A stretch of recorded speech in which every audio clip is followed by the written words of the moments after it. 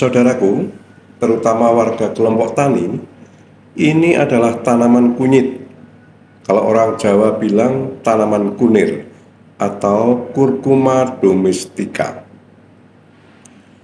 Tanaman kunyit ini berasal dari Asia Tenggara dan berupa batang semu atau berupa pelepah-pelepah daun. Tanaman kunyit ini adalah jenis tanaman kunyit kuning. Kita ketahui bahwa ada beberapa tanaman kunyit berbagai macam, antara lain kunyit kuning, kunyit putih, kunyit merah, kunyit hitam.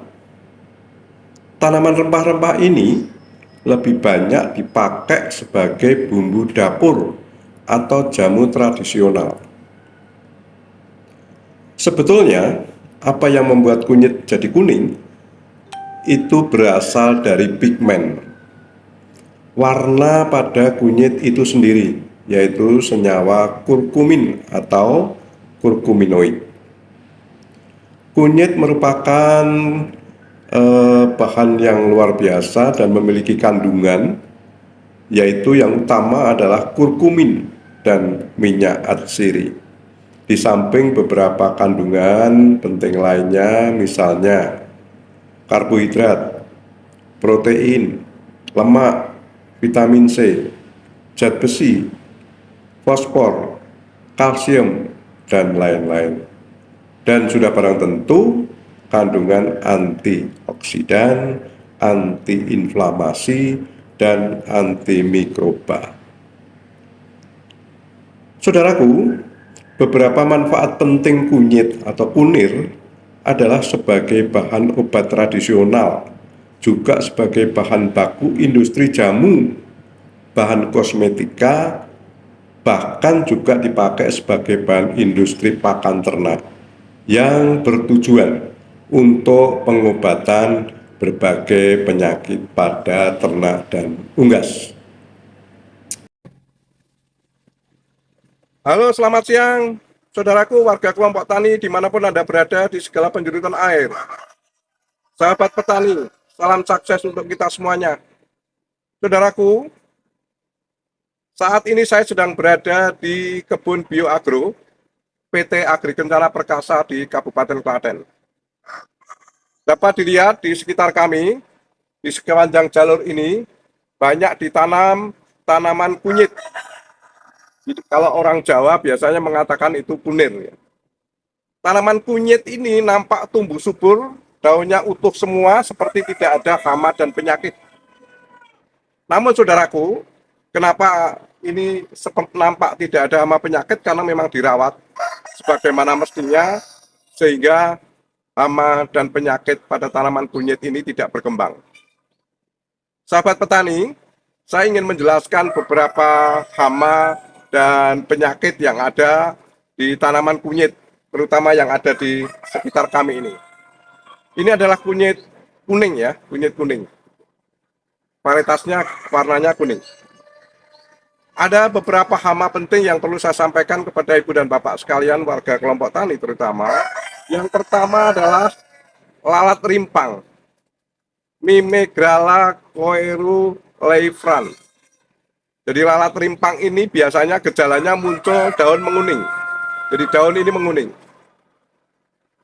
Kemudian kering dimulai dari bagian bawah. Justru bagian bawah daun. Artinya bawah daun yang sudah lebih tua itu mengering. Kemudian merata sampai ke atas begitu, ke ujung daun, keseluruhan gitu, dan kemudian tidak hanya kering tetapi kemudian layu. Dan biasanya kalau kita ambil rimpangnya gitu, rimpangnya biasanya sudah keropos. Ini adalah gejala lalat rimpang.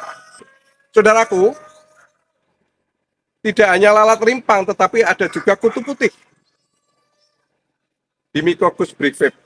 Jadi kutu putih ini juga banyak biasanya menyerang tanaman kunyit ini, yang biasanya menyerang bagian bawah permukaan daun. Dia akan berkembang banyak di situ biasanya pada saat musim kemarau. Dari musim kemarau, begitu hama udaranya sangat kering, gitu, kelembapan agak tinggi, muncullah hama putih itu atau kutu putih itu. Biasanya kutu putih itu daunnya kemudian memunculkan gejala mengkerut, kemudian pucuknya kerdil, pucuk daun itu kerdil hingga menyerupai bunga. Jadi karena kerdil, bentuknya tidak beraturan, menyerupai bunga. Atau biasanya disebut uh, banci top ya, banci top seperti pada tanaman pisang. Dan serangan berat dapat terjadi defoliasi. Jadi biasanya tanaman keseluruhan menjadi kerdil, mengkerut, rusak semua gitu. Jadi, saudaraku, ada beberapa penyakit juga yang ingin saya sampaikan. Jadi kalau tadi ada dua hama, yaitu lalat rimpang dan kutu putih, ada beberapa penyakit, yaitu minimal ada 3 yang sempat menyerang di pertanaman ini. Antara lain adalah layu bakteri, Ralstonia solanacearum. Layu bakteri ini biasanya muncul saat awal, kemudian terjadi layu daun. Biasanya daun mulai layu, kemudian hijaunya berubah menjadi kusam, dan biasanya ini terjadi pada tanaman kira-kira umur 2-3 minggu. Jadi pada saat tanaman ini berumur 2-3 minggu, itu dulu pernah terjadi serangan layu bakteri Ralstonia solanacearum, yaitu memunculkan gejala layu. Dan biasanya kemudian ujung tanaman itu nampak kemudian seperti tangkainya patah begitu ya. Jadi layu seperti tangkainya pelepah ini patah. Ini biasanya gejala yang muncul di layu bakteri. Kemudian yang penyakit yang kedua adalah kara daun. Kara daun atau Puccinia spesies. Biasanya memunculkan gejala bintik-bintik bulat berwarna kehitaman dan coklat ya, bintik-bintik bulat di daun-daun itu, coklat kehitaman begitu, dan kemudian dikelilingi jaringan. Dikelilingi jaringan berwarna coklat kekuningan. Jadi bintik coklat dikelilingi jaringan berwarna kekuningan. Dan biasanya pada permukaan bawah daun terdapat butir-butir halus yang berwarna kuning.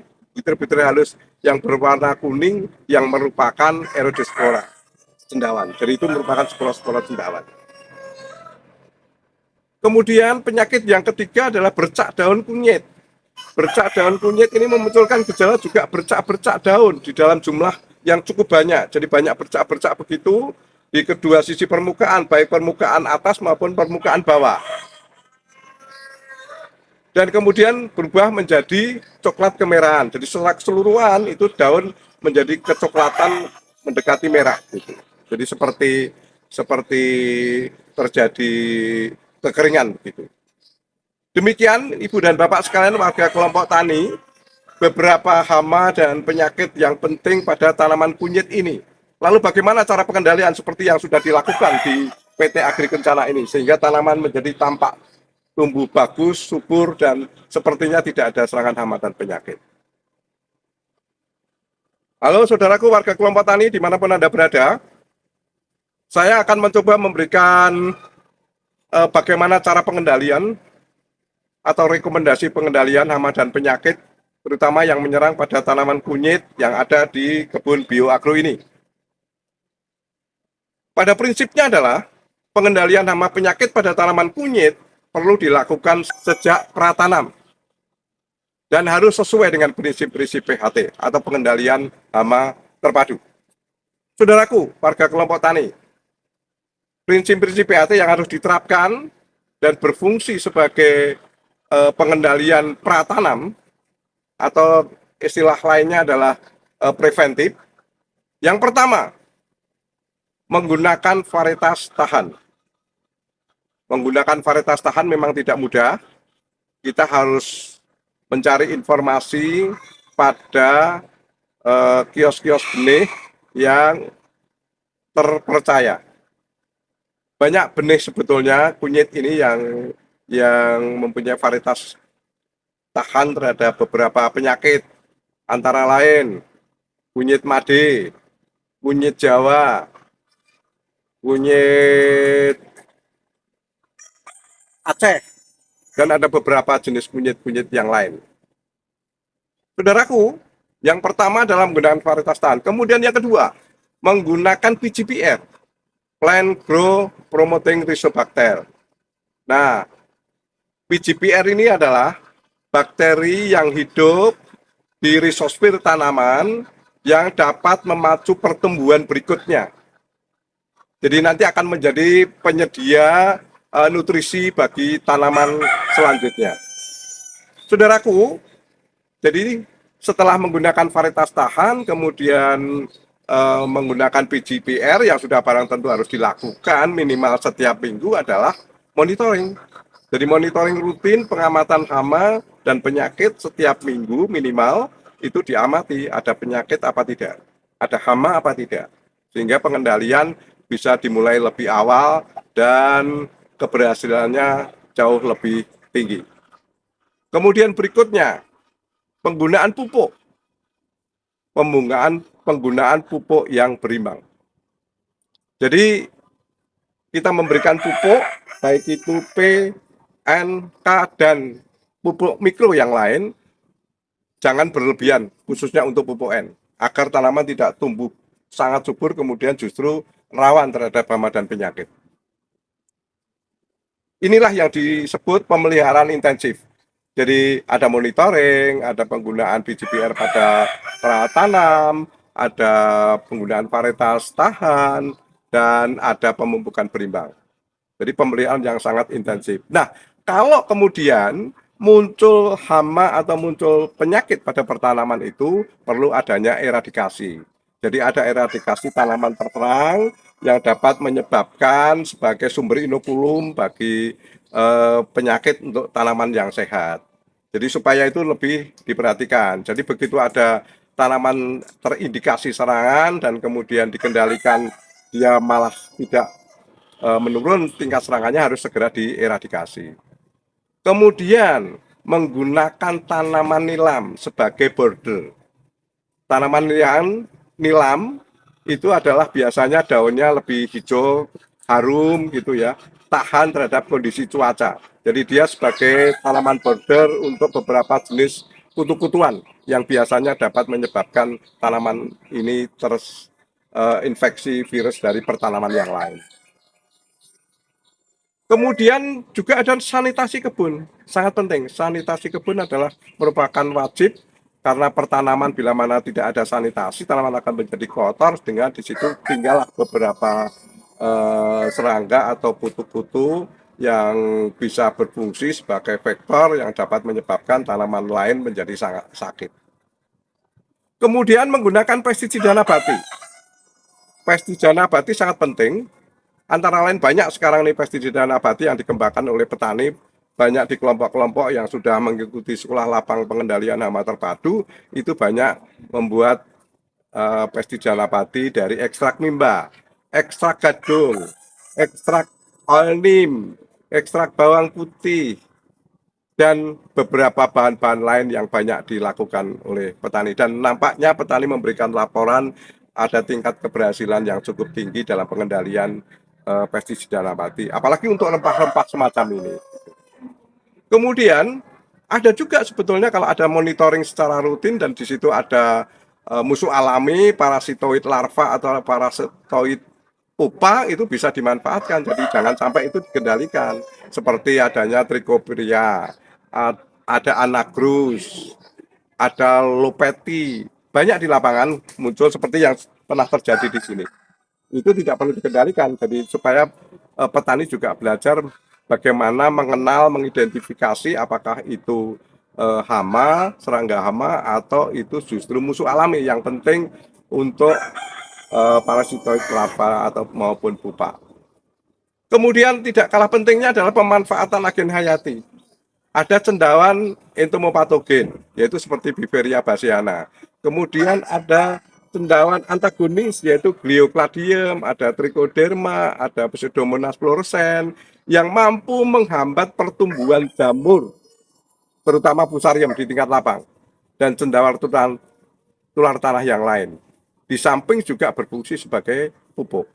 Saudaraku, warga kelompok tani, manfaatkanlah agen hayati yang ada di sekitar kita.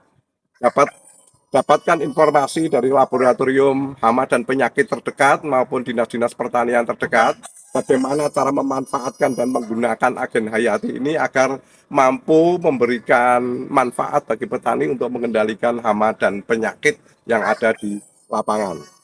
Baik itu cendawan entomopatogen maupun cendawan antagonis. Yang sekarang sudah banyak menyebar di tingkat lapang. Banyak petani mengembangkan sendiri. Demikian, Ibu dan Bapak sekalian, em, silakan mencoba bagaimana cara pengendalian pratanam atau PHT ini, prinsip-prinsip PHT ini, agar tanaman menjadi tumbuh subur semacam ini, khususnya pada tanaman kunyit. Salam sukses untuk petani.